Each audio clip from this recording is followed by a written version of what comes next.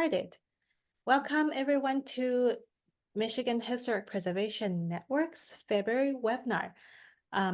February is the Black History Month, so we are very excited today to have our speakers from the Underground Railroad Society of Cass County, Michigan, to talk about their stories. And my name is Xiaohan Bao Smith. I will be your moderator today. And before we get started, we will go over some Zoom tips. If you have any questions, please type them into the Q&A box as you think of them. If you would like the speakers to expand on any topic that they talked about, please also type them into the Q&A box. And the chat box will be used to share links or resources discussed during the presentation. And please participate in the survey after the webinar concludes. If this is your first time attending our webinar, we are the Michigan Historic Preservation Network.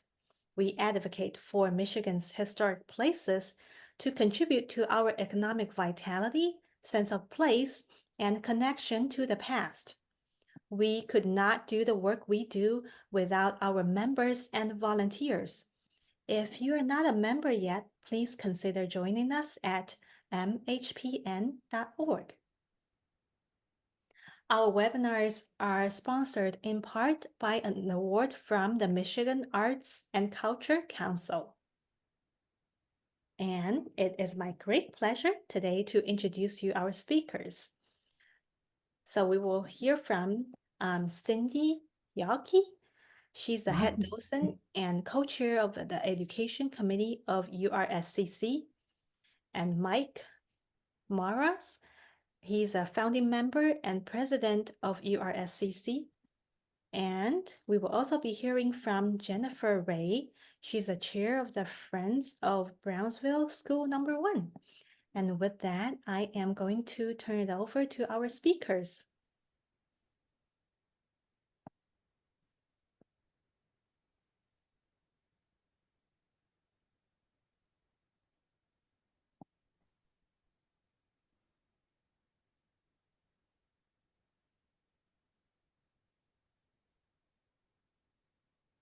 Hi, I'm Mike Morose, president of the Underground Railroad Society of Cass County.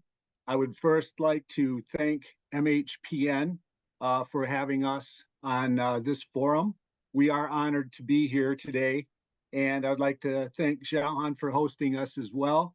I'm here with my friends Cindy and Jennifer, and also would like to say hello to Kathy LaPointe, who is our support and information director and our support team there. So I'm happy to be here with them.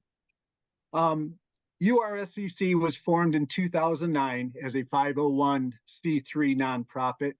We have a 7-member all-volunteer board and around 400 supporting members.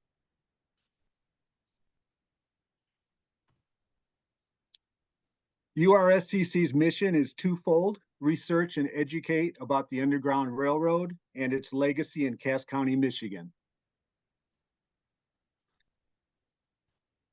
and to restore 4 buildings as focal points for telling this story. We'll explain how we fulfill research and education in a bit, but URSCC's story is contained in our 4 buildings we're restoring. Hello, I'm Cindy Yawkey, head docent. The Bonine House is located at the corner of Penn Road and M60 in Vandalia, Michigan. This 1845 Victorian house is the home of James E. and Sarah Bo Bonine, Quakers, abolitionists, and station masters on the Underground Railroad. They were part of a large group of Quakers who started arriving in Cass County around the 1830s, settling in Penn, Calvin, and Porter Township, known as Young Prairie at that time. Quakers were fleeing slavery in the South. They established large farms, and some of them established stations on the Quaker line of the Underground Railroad. It is claimed that over 1,500 Fugitive slaves, now called freedom seekers, were helped by Quakers and other abolitionists in Young's Prairie on their journey to Canada from 1830 to 1860.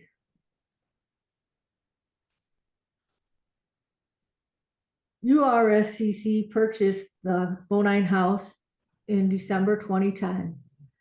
It was in really bad shape.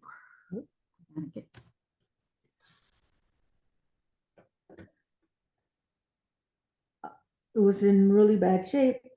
We're almost done doing the restorations on the iconic house. You can see the progression from when we purchased the house in 2010. We had to really roll up our sleeves in 2011. The southwest corner of the house was failing. It was 6 months away from total structure failure.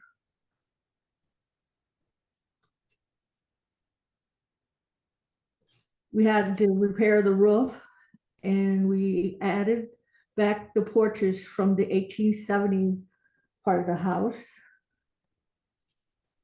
And we began work on the inside of the house as well, restoring this beautiful ceiling in our living room. It was discovered in 2011. The plaster was cracking and the paint was coming off, and there was some color up there, and they removed the paint and plaster to reveal this stenciling, and we have had it restored.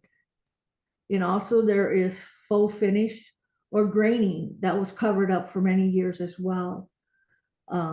We have removed 10 layers of paint to reveal the graining, and it is being restored as well. And you can see Bonine furniture, photos, and artifacts throughout the house. You can learn about the legacy of the Underground Railroad on the second floor.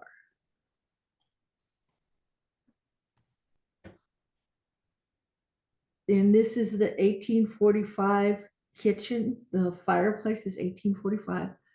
In 1845, the kitchen and the house were not connected. In 1870, during the remodel, he connected the kitchen in the house.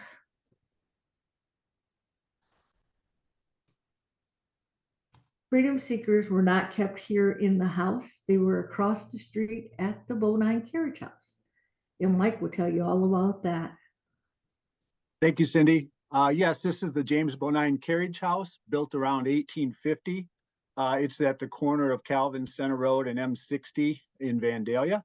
James Bonine, E. Bonine built the Gothic Revival ramp barn around 1850. It is 3 stories, 3 floors, and James started sheltering freedom seekers on the 3rd floor. URSCC purchased the carriage house with the Bonine House in December of 2010. We've done extensive repairs and restoration on perimeter beams. You can see here in the foreground how bad those beams were. We did a foundation restoration, and we put a new roof on it as well. This is an example of how it was when we had to take out the eroded perimeter beams. It's in the process of being supported at the time. Here's another example of some cribbing in the background that's holding up the floor of the 2nd floor, actually. And these are the workers who were working on replacing the beams. A lot of sleepless nights, as I recall, during this process. We have the 3 floors. There's displays on each floor featuring a false bottom wagon, which is exactly what they would have used back in the day to transport freedom seekers. A community farm museum. We have some local family farms, historical tools, hand tools that have been donated for display. And we also have on the 3rd floor a freedom seeker hideout where the freedom seekers actually would have stayed. That was designed as a residence with lath and plaster walls. And all 3 floors are open for tours June through September or by appointment.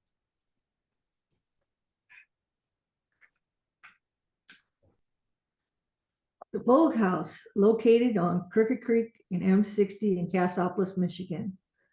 Quakers, abolitionists Stephen and Hannah Bogue arrived in 1831, moved into a 1820 squatter cabin, added the north and the south addition, and established a well-known underground railroad station. You can see facets of the original cabin, including the attic where freedom seekers were hidden. Freedom seeker Perry Sanford, a freedom seeker, hid on the second floor of the infamous Kentucky slave raid of 1847. The Bogue House was donated to URSCC in 2018. It tells the story of the Kentucky slave raid of 1847 and Perry Sanford. The house is open for tourists June through September or by appointment. After the unsuccessful Kentucky slave raid of 1847, Cass County became known as a safe haven, and free Black families began moving north to Cass County, settling mainly in Calvin Township. They bought property, established thriving farms, and became valued residents of the community. The 1860 Calvin Township plat map, pictured here, shows over 100 properties owned by Black families. They are indicated by the yellow dots. This map also shows that 5 public one-room schools had been established in Calvin Township by 1860. Brownsville is shown right up here. And that's the school we're going to talk about. Picture of Brownsville just not too long before we purchased it. And this is a picture of the 1933 class at Brownsville. The picture was donated to us by the the daughter of the teacher, who was her mother. And it's an adorable picture. Okay. Brownsville was built about 1840. It was integrated from day one until it closed in 1957. We believe it to be the first and longest integrated one-room public school in Michigan, perhaps in the country. URSCC purchased Brownsville School in November of 2022 and is preserving the original building.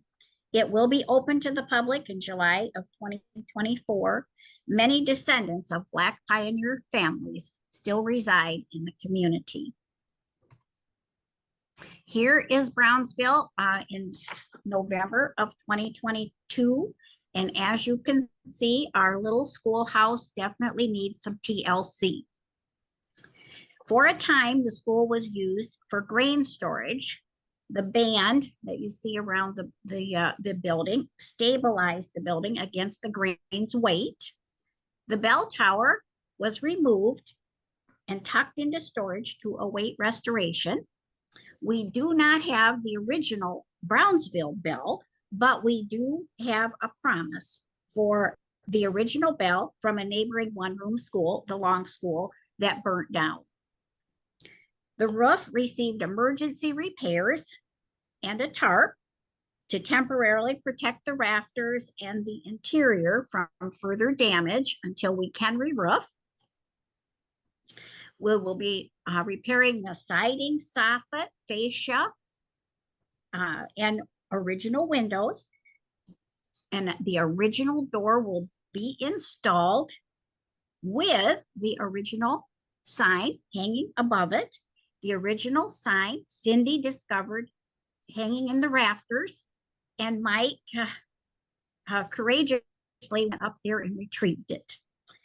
So that will be hanging above the original door. Unfortunately, the lettering is very faint, and if you look closely, you can faintly see most of the letters that say Brownsville, but the date is not visible. And we really wish it was, but yeah, the date is not visible, but at least we have the original sign, and that's a wonderful thing. Okay, here's a look at the interior of the building. We hope to begin repairs on the walls, floors, windows, woodwork, and ceiling soon. Of course, the cables and the braces and the piping that you see there will be removed. They are remnants of the Brownsville's history as a grain storage, I'm sorry. And even though the band on the exterior and the cables and the piping look a little funky, they probably have helped keep the building intact over the years. Well, our very first mission was to take care of the foundation, to stabilize the foundation. And we witnessed a Christmas miracle on Osborne Street in December of 2023. Shortly before the holiday, our contractor was able to pour footings and install jack posts on 3 of the corners to temporarily support the building. And you can see here the work that took place in December. The next phase of repair will begin this spring, and the contractors will dig out from corners and lay more footings, pour more footings, and also lay 8-inch block. And then later that exposed block will be covered with thin stone to look original.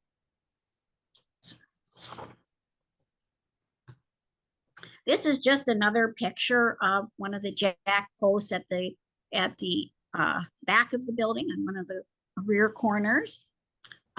It's just also a nice angle, another angle to look at the building from, get a little different perspective. You can see the tarp that I mentioned earlier. There are some steps here. We're not sure if they were the original steps, but we are hoping maybe we can discover a date somewhere in that cement, but that remains to be seen. But anyway, a little bit of a different perspective on the building.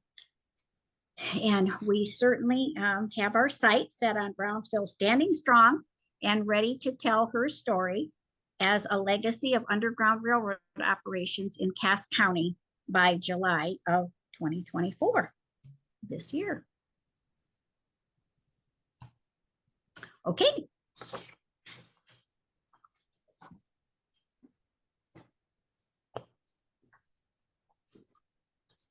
Research and education. www.ursc.org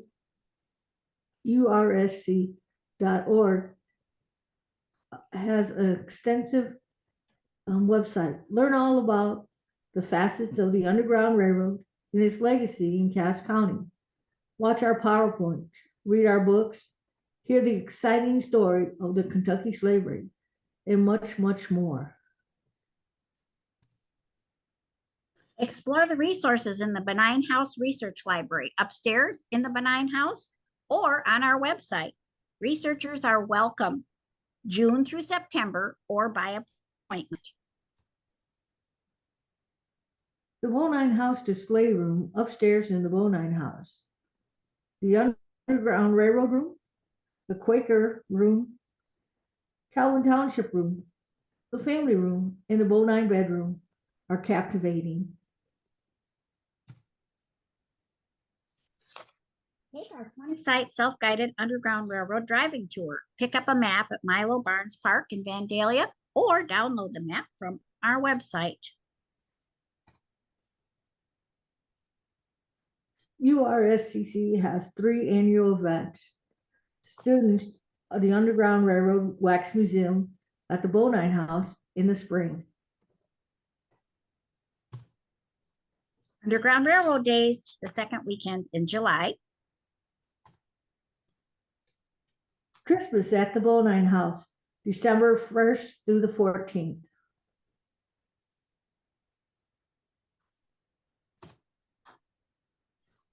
In closing, I would again thank MHPN for having us, and I would like to invite everyone to either join and or donate to urscc.org. That's www.urscc.org. And if you'd care to join, we'd love to have you as a member. If you don't want to join and just want to donate to help out with our capital projects, that would be greatly appreciated. Or of course, you can do both. So we thank you again, and we hope to see you all soon. Hey, thank you. Thank you all for this presentation. And yeah, we do have quite a few questions in Okay, our good. remarks. So yeah, we can continue our discussion. We'll go back. Yeah, so let me. You just- read them. Do you want just maybe a picture of the house or something up for the Oh, sure. time being, or, okay? Sure. We'll go back to the, Richard, maybe all 4 houses. Okay. Okay. Okay. So first question, could you please give a little bit more detail about the work that went into the Bonai house from foundation to roof? Oh, wow. I'm gonna let Mike handle that because he also is our buildings and ground guy, and he's been here since the beginning, so I'm gonna let him handle that one for you. Okay, yeah, that's an interesting question. The southwest corner of the house was literally falling away. It'd be the southwest corner, be on the left side of as you're looking at the house. And it had moved several inches and was slowly deteriorating. And I'd like to take an opportunity to give a shout out to Tom Neal. And I think Tom might be listening in today. And Tom is our structural engineer, and he's been with us since day one. So he was instrumental in formulating a plan. There's a good shot of it, what we were dealing with. You don't see the wall bow out as much here, but Tom was there to kind of analyze what we were dealing with, and he got a crew together to formulate a project. So they literally supported the second floor and deconstructed the bricks on the first floor in that parlor, in the southwest parlor, and then reconstructed that wall. And that was our first major hurdle. We also had the roof replaced by a donation from a Bonine family member. And then we received an Evans grant for the tower, which we were very proud of. And the tower was then repaired, and we had new shingles put on it, rubber roof on top of that. So those were the first 3 items that were part of the bigger part of the project. Of course, there was always ongoing things on the inside with cracked plaster and cleaning and things like that. And then in 2015, we had the porches installed as well. And that money came from a local family foundation. So in a nutshell, those were the 3 items we had to deal with the Bonine house. I think it's always so interesting to hear how the carpenters came on site and did the porch work. If maybe people would love to hear about that. Yeah, I can't remember how many pieces, but there's a lot of what they call dental work along the perimeter of the porch, and all those were cut by hand. You can see the scroll detail on the front portico. Those items were all cut by hand and installed one piece at a time, right through there, right? And so it was a very intricate job, but the detail is very much what it was like originally when it was first installed. We have a picture from in the 1940s. So we used that as a basis, and our architect helped design that porch based on the 1940s photograph. Hey, thank you. Okay, so one question, do you have any designation for the building, like National Register, the state marker, or local designation? Kathy LaPointe, she's working on getting the Bonine House on the National Register right now. Hey, Our buildings are on the National Network to Freedom as well, the National Parks Network to Freedom. Our buildings are on their site as well.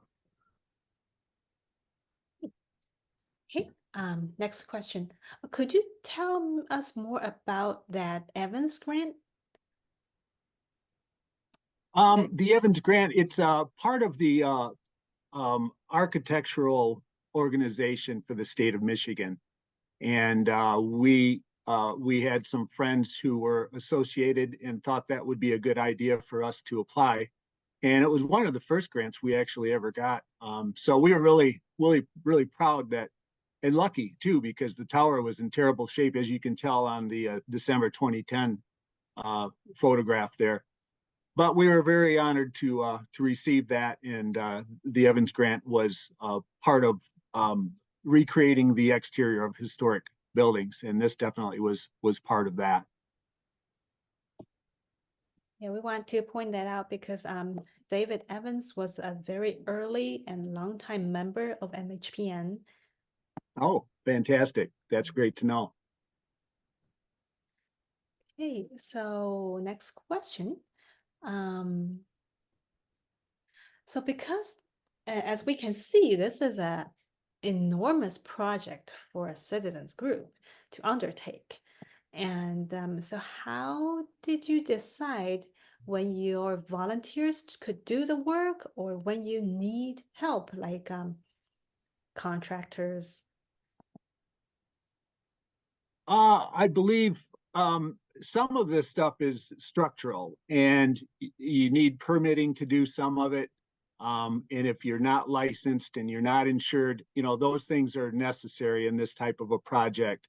The volunteers would have done more of the tasks of cleaning, cleaning the yard, things, being docents, that type of thing. When it came to contractors, it was what I would call heavy lifting, things that required, like I say, they required some zoning oversight, some structural engineering work, which as I mentioned, Tom Neal helped with. Anything electrical or plumbing is done through permits and licensed contractors. So there are limits to what volunteers can do versus what say just a normal volunteer could do. I will tell you though that there are two tough parts about taking on a project like this. The first one is money. Of course, as we all know, these projects are very expensive and probably more expensive than a standard construction. And it's also trying to find contractors who first of all want to do this type of work, but also who know how to do this type of work. So it's really tough finding contractors who are willing to work with us on this, being respectful of the historic nature of the buildings, but also can get the job done so it lasts for decades and decades to come. So those are our two hurdles, but we've been very fortunate with a strong team. We still have a strong team in place. We're recently have added to that team to help out with the school and continued work on the Bonayan and Carriage House and the Bogue House as well. So we're lucky to have a good team that we've been working with for years now. Okay, so yeah, hearing about your team, I'm also very curious about like what inspired you to come together and form this group to undertake a project like this. The first meeting, I personally saw an ad in the newspaper, and Kathy LaPointe was the spearhead when it came to getting this group together. There was a small group of people, some are historians, some were PhDs, and many just citizens that attended the meeting in 2009. And the topic was, can we afford to save the Bonayan House? Can we afford not to? And that's how it was poised. And so our small band of people got together.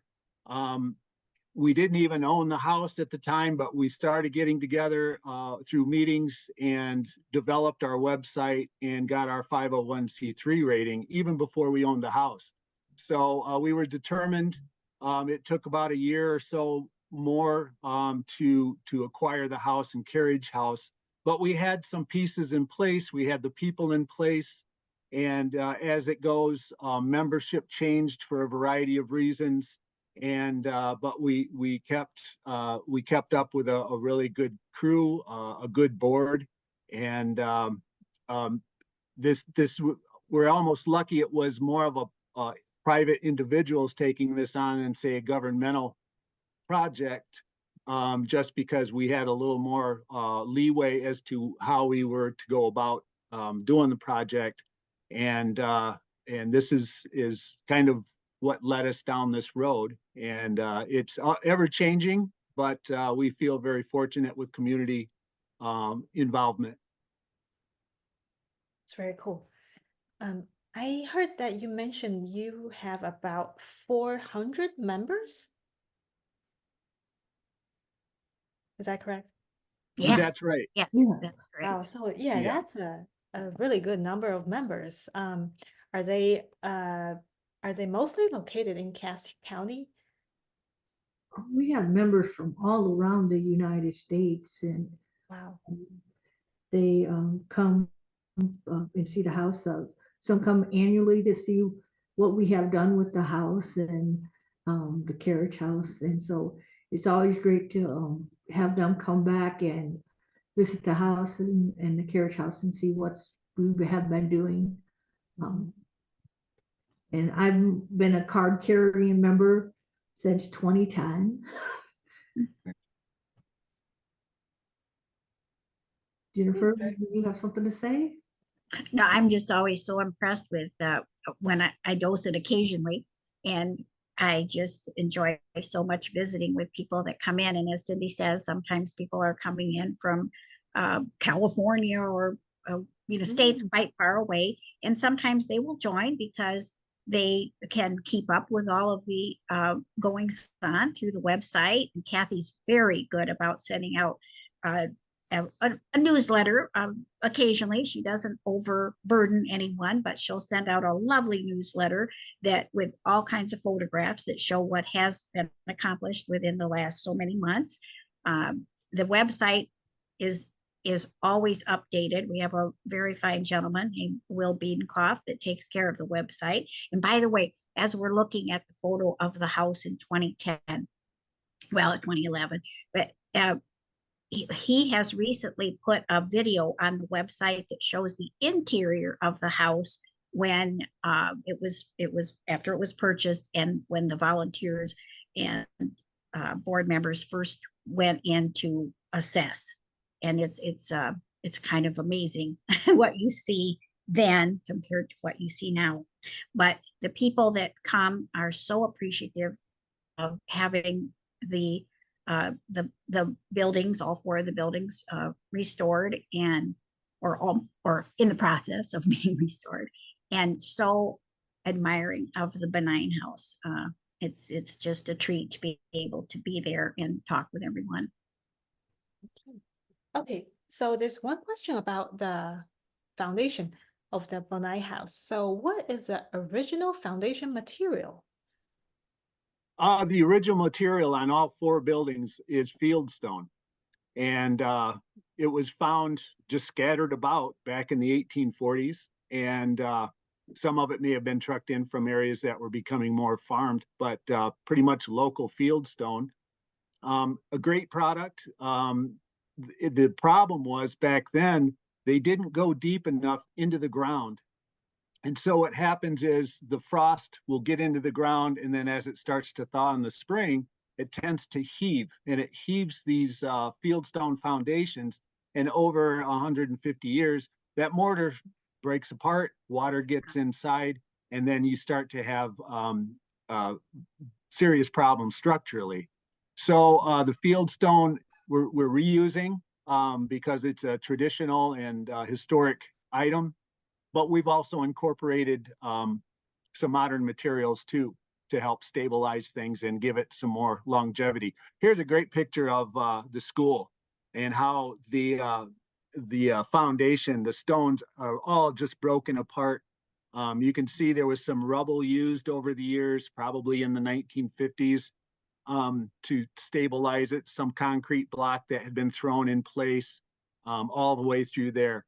So all four buildings have had fieldstone foundation issues. Nowadays, of course, we go down 4 feet into the ground and we pour what's called a footer, frost footing, and that helps stabilize things during those freeze and thaw cycles.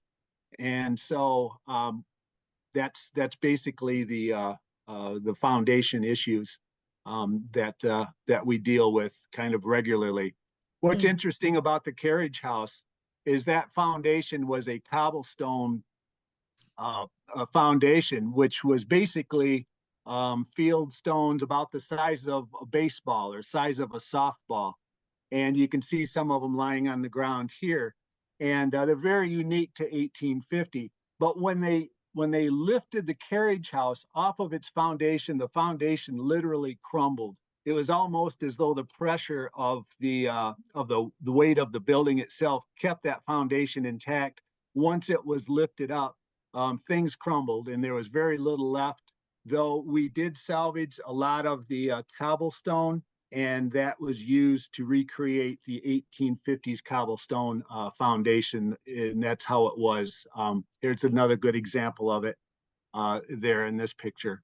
So very, very unique. They only did that style of foundation in the 1850s only for about 10 years that I'm aware of. Mm. Wow. So when the schoolhouse is on this new foundation and repaired, will the bracing be able to come off? Yes, yes, Mike can speak to that better, but it will, yes. Yeah, But- absolutely. Jennifer's correct. Those jack posts are just temporary. And basically it's buying us some time. We're still fundraising. So that's why we had to install jack posts now. We're still fundraising to raise the money for a foundation.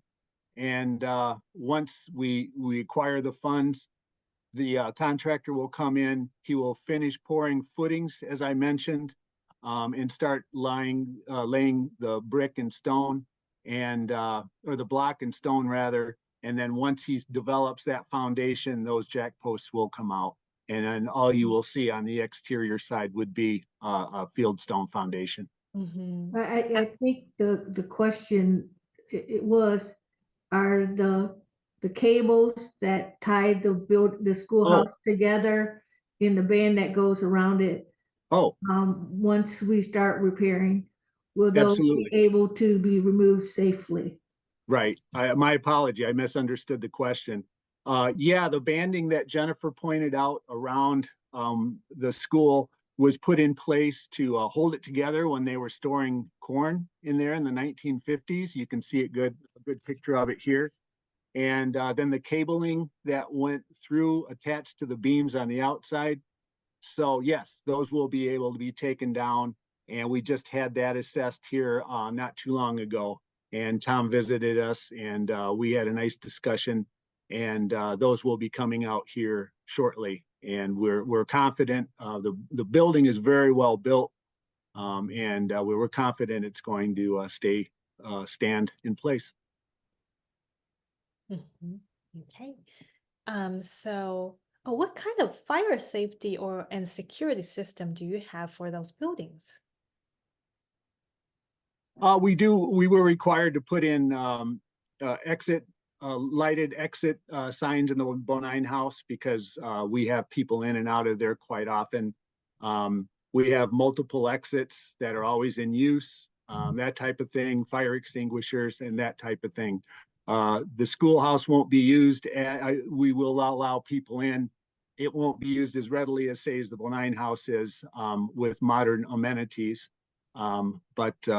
Yeah, we're very, very cognizant of that and try to follow, what procedures we need to keep people safe. Everything's modern. The electricity is updated. Heating systems are updated. Of course, we don't have heating in the carriage house or the school, but everything else is modern in that regard. I thought I Yeah, might be able to also- see the exit signs or something in some of the photos, but I couldn't, so. Oh, okay. Thank you for trying. We have put lightning rods on the Bonine house and on the carriage house after a tragic fire of one of the oldest churches here in the Calvin Community Chapel was struck by lightning, and it devastated that church. And so we have put lightning rods as also for protection of our house and the carriage house. Okay, so for your code enforcement and building permits, have you found the township and county to be good allies? Good question. We have. They've been very helpful with us. They've been very willing to work with us on it.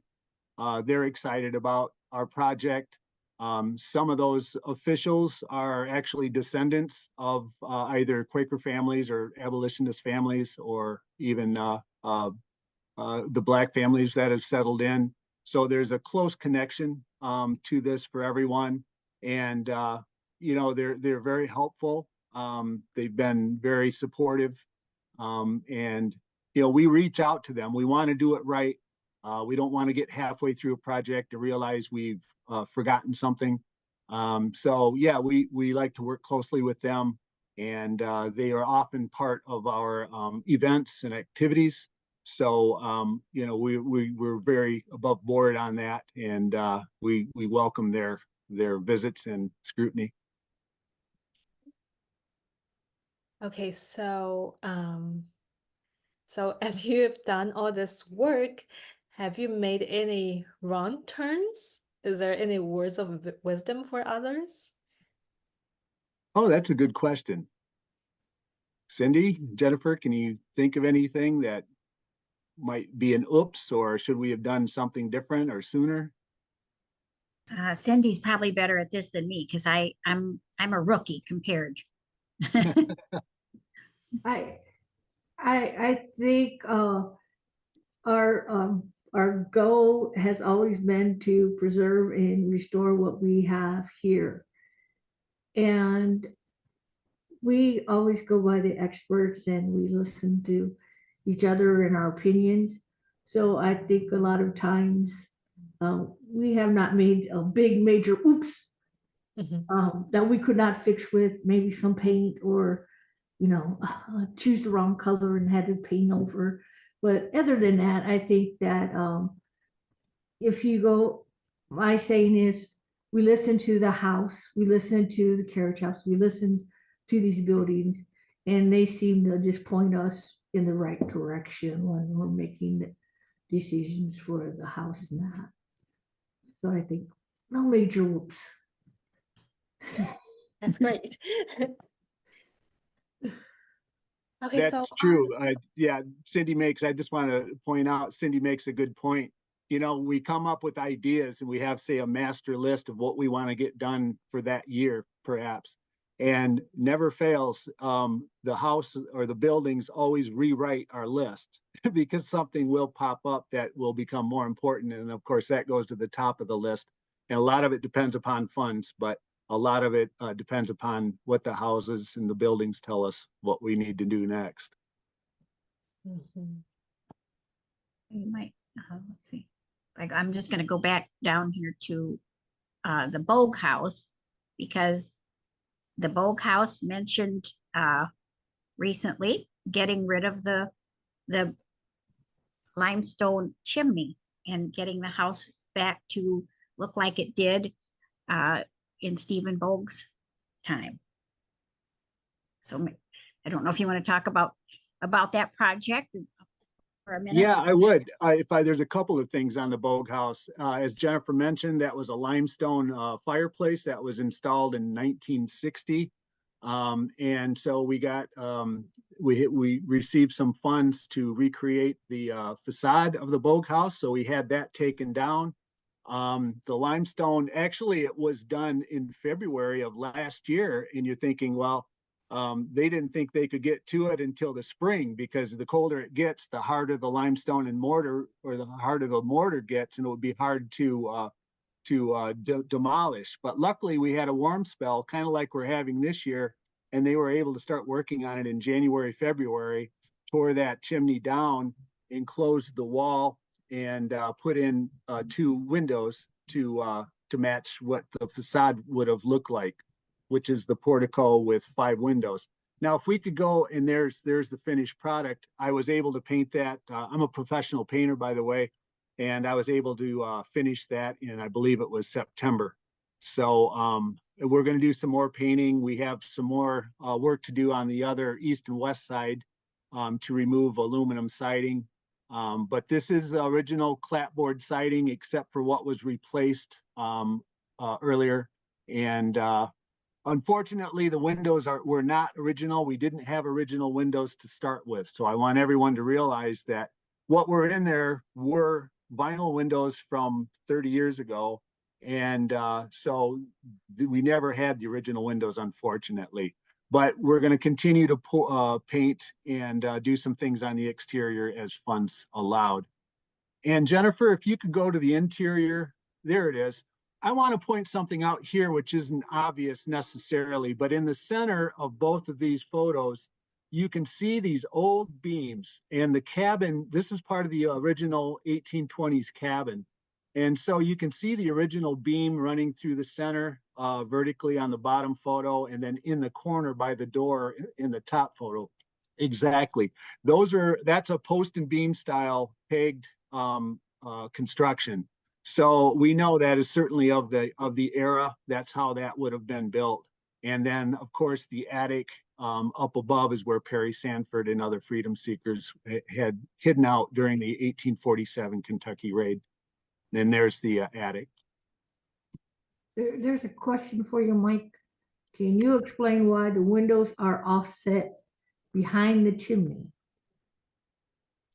That's a good question. That window was placed right where it was because the original frame could have been seen on the inside. So it was built that way for some reason. I'm afraid I don't have an answer for that. But we do know the frame was on the interior side of the wall when we did some demo and exposed that. So that window went in right where it was before, but we don't know why it was offset.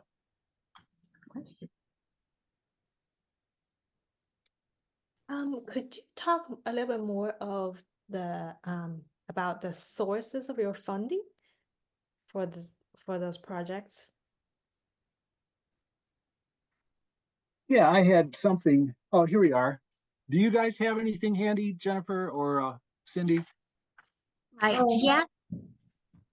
Yes, I do. I have Kathy's email with some of the information about the funding. I just have to rifle a little bit through some papers. I think I should be able to come up with it. Sorry, I should have left that laying out.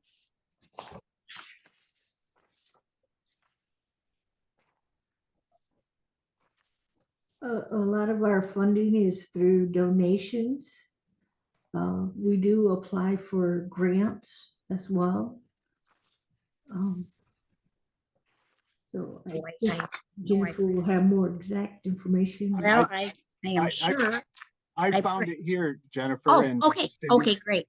Yeah, sorry, I didn't mean to put you on the spot. No, I that's all right. have it here. I know Sorry I about printed that. it, but I couldn't find it. Yeah, Kathy supplied us with a list of donors. I'd like to read through them. For the Bogue House, the National Park Service Network to Freedom.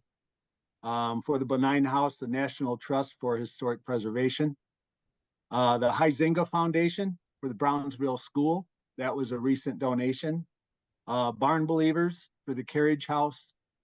The McLaughlin Family Foundation, which is a local family here in Cassopolis, Vandalia area. Michigan Humanities Council for Underground Railroad Days. And they funded us for several years now, which is very helpful and makes our event even better. So those kind of in a nutshell are some of our bigger donors. Kathy's in the process of continually looking for other avenues, and as Cindy mentioned, just private donors from members and non-members alike. So there's a variety of monies coming in from a variety of sources. A lot of these, what's great about this story is some people are interested in the Underground Railroad. Some people are interested in architecture. Some people are interested in barns. Some people are interested in just general historic preservation. The Humanities Council is interested in bringing people together and communities together. So there's so many different avenues and different things that this project offers for people who want to participate. And we're lucky to be beneficiaries of those multiple avenues, multiple facets of the project. Thank you. Could you tell us more about your 3 events? Because I think a lot of people would be interested to attend. Absolutely. Um, Our, we,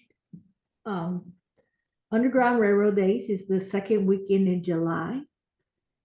We team up with the Village of Vandalia.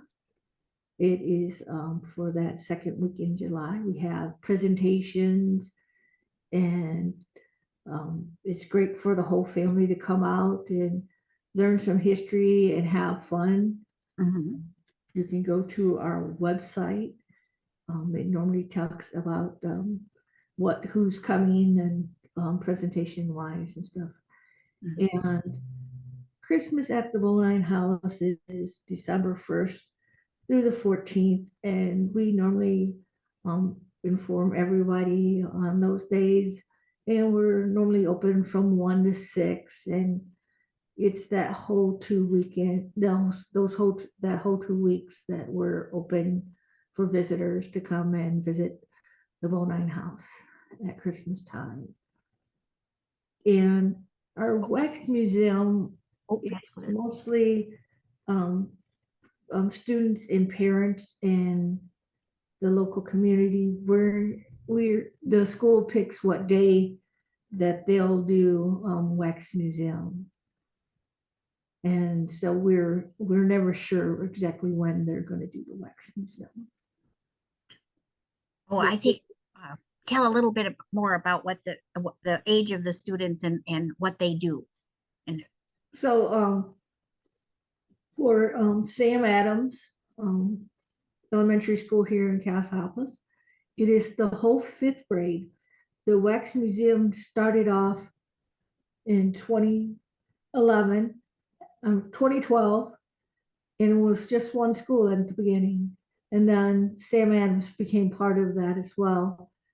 And the Underground Railroad Society supplied them with all the information and totes. So the students pick out what character they would like to portray.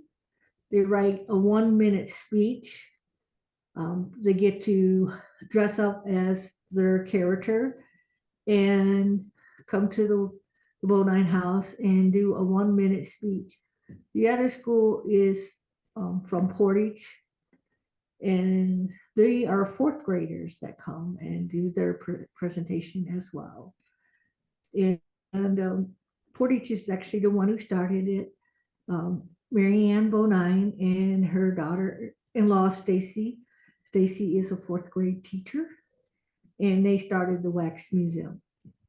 Yeah, and all of the characters are real people, and it all comes from research that Mrs. Benign did to just give the kids all kinds of information about that character or that person and what they did, their role in the community. And the kids are so adorable. They some of them have things with them to kind of show what their occupation and so forth.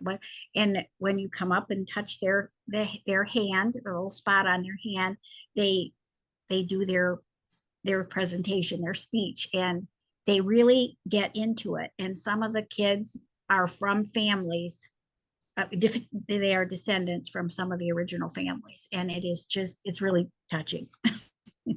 I was really happy to be able to see it last year. And not only is the wax museum presented by 5th graders, the wax museum is part of the 5th grade curriculum at Sam Adams Middle School, and it's been there since 2019. And so not only is it just a one-shot deal and that you're done with it, it's part of their programming of part of their U.S. history.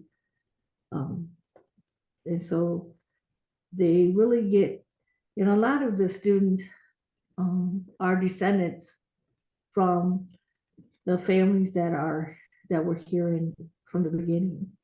So they sometimes get to play their own ancestors as well. And they have, some of the students got so excited about local history or history that they went on to participate in Michigan History Day.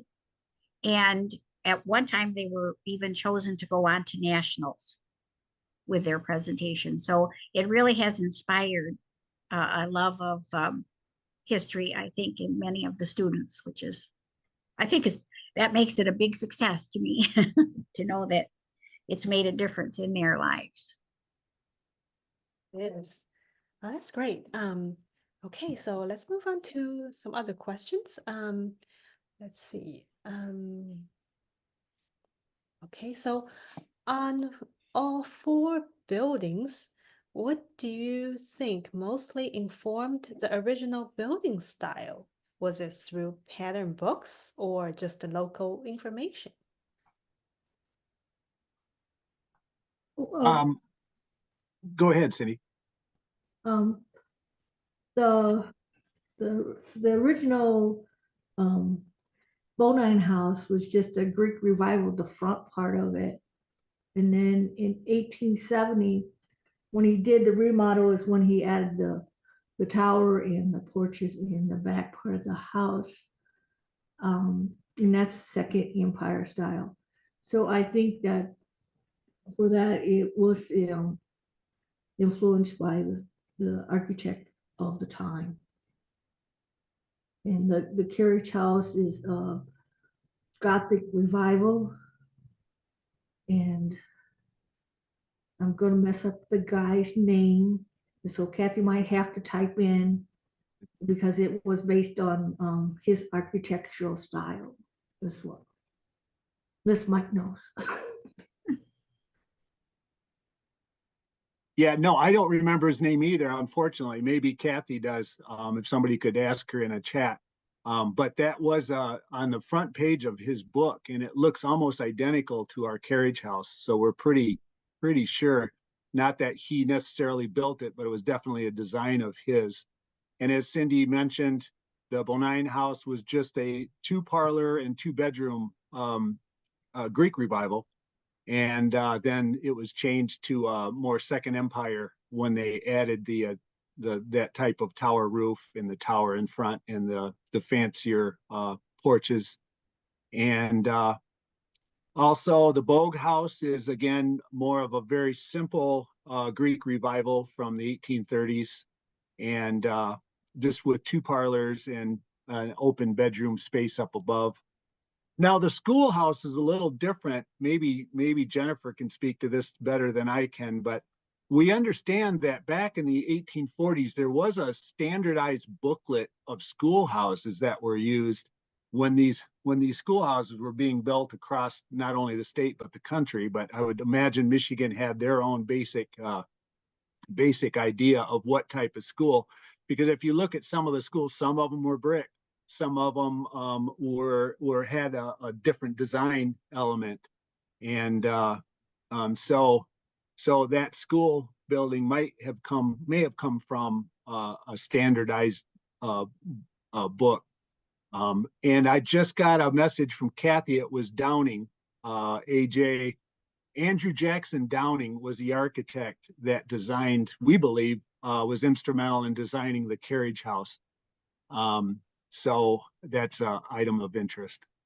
But Yeah, the school is just called Greek Revival, and like Mike says, it's very typical of many one-room schools. Although our building is a little bigger than some. I can't remember the dimensions, Mike might, but it held quite a number of students. yeah, the school itself is I think it's 42 by 25 or 26. So it's a lot larger than a lot of schools, one-room schools you may have seen. So I've seen some that are half of that size. A lot of them are, but this one is a little bit bigger, and it's very tall. You can see it's almost like a 1.5 story. It's quite tall. Why they made it so tall, I'm not quite sure, but More challenging to throw the ball over. it could be. And Kathy also mentioned the Bogue House. They added the north and south addition to the post and beam squatters cabin. So again, as a refresher, there was a squatters cabin there. And then what you see now is what we call the Bogue House. is an 18, well, it's a Greek revival addition. But again, the 1820s squatter's cabin is kind of behind what you see in that photo, and was added onto after the Bogues bought that property.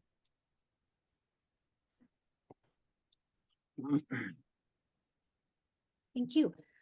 Okay, we have some more questions. What are you doing with the landscape for the properties?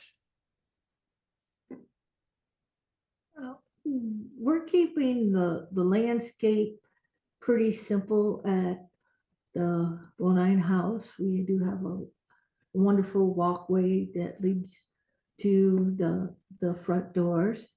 We have a flower garden on the west side of the Bonine House. We're using the traditional plants that were here you can see the flowers in the 1940s photograph of the house. And so we're keeping it pretty simple here. We'll probably, our goal for the carriage house across the street is that we're going to have the two buildings, the little buildings in the front in the garage removed, and have a grass area going up to the second floor to restore the bank barn look to the carriage house. I don't think we'll have too many trees or things over there. I think for the Bogue house, I don't think we have any major plans on doing any landscaping there, except remove some dead trees that are that might become a dangerous to the house. And Brownsville School, I don't think there was too much landscaping done back in the 1840s. So I don't know if Jennifer has plans on doing any kind of landscaping at Brownsville. Well, let's see, the estimate from one of the contractors mentions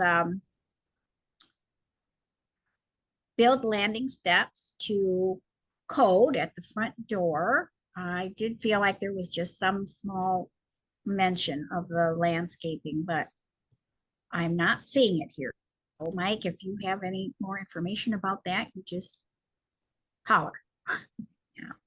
No, But I don't have any information about that other than grade, just keeping the grade just below about where it's at now. We're not going to lift the building at all or anything. So that's going to be pretty standard there. We like to keep our old trees. I call myself a tree hugger. So we have a lot of old trees. We're trying to keep as many as we can. We've had some of them removed because they were rotted and could have been falling down. We do have a 400-year-old hackberry tree, which is great on the corner, the northeast corner of Penn and M60. We love that tree. So we're going to keep those elements because it does give a sense of age and historical value for these properties. The Bogue house also has some great old trees that were probably there when the house was built. And behind the school are 4 or 5 huge oak trees that we're going to keep. They're well over 150 years old, maybe 200 or more. They could be older than that even. So as Cindy said, we're trying to incorporate those types of plants and flowers that were there originally. And we have yet to add our side porch on the Bonine house. And when we do that, I would suspect we'll have some type of landscaping in that area as well. But I like to joke, a lot of our landscaping is corn. And if you look at the fields behind most of these, it's either corn or soybeans. So we use a lot of corn and soybeans for our landscaping as well. It's fun to watch the crops come in through the season and being harvested and whatnot. So That's great. Okay. Do you have a date that you think the restoration work will be done? Oh gosh, Jennifer, did you want to make a statement on that? No, I just wondered, did you mean for all 4 buildings? Mhm, Yeah. I okay. think so. Now, that's a Mike question. Oh, gosh. I Yeah. think that's a question that can't be answered, really. I'm not trying to hide from it, but it's ongoing. We still have a lot of capital expenses, and we're working on those every day. And I think these projects are everything is ongoing. You know, what we did 10 years ago, you know, we may need to address here in the next few years on some of these things. What we do this year, we may need to address in another 10 years or something, depending upon what it is. So it's an ongoing item. I can say that the Bonine house is almost completed, except for the side porch I just mentioned. But now we're getting to the point where the tower, I noticed, needs some work again after almost 10 years of being repaired. Well, 10 years of being repaired. So things like that. It's ongoing. It's ongoing. And it's one of those things, it's hard to be patient. We want everything done tomorrow. We know that's not possible for a variety of reasons. But we do hope to get in the schoolhouse this year yet by July, at least getting it to a point where we can have people kind of flow through it and take a look at it. Over the last, just last year, we were able to open the 3rd floor of the carriage house. We opened the 1st and 2nd floor a few years ago. The Bogue house has been open now for 3 years. So we're making progress. Every year we have something new to show, and we like that. And Kathy says she'd like things to finish in 2026. But I would suggest no one hold their breath because we know because we know how these projects go. You get into one project and it turns into 5 more, you know. So but it is ongoing, but we are doing something new every year. We have something different, something new to show off every year, it seems like. And we've been really busy. 2023 was a real busy year for us, and we hope 2024 will be as well. Jennifer, can you No, go go back ahead. to the Bogue house? Sure.